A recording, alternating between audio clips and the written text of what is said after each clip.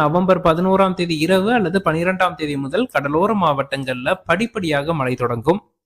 இந்த மழைப்பொழிவு நவம்பர் 15 முதல் 19 வரையிலான காலகட்டத்தில் இலங்கைக்கு கிழக்கே தென்மேற்கு வங்கக்கடலில் காற்றழுத்த தாழ்வு நிலை உருவாகி அந்த காற்றழுத்த தாழ்வு நிலை மேற்கு வடமேற்கு திசையில் தெற்கு இலங்கை மற்றும் குமரிக்கடல் நோக்கி நகர்ந்து வடகிழக்கு பருவமழையின் 3ஆம் சுற்று மழையை தீவிரப்படுத்தும் என எதிர்பார்க்கப்படுது.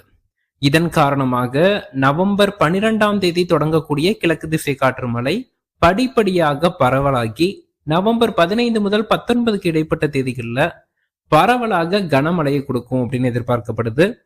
இந்த 3ஆம் சுற்று வடகிழக்கு பருவமழையை பொறுத்தளவிற்கு டெல்டா மாவட்டங்கள்ல நவம்பர் 12ஆம் தேதி முதல் தொடங்கும்.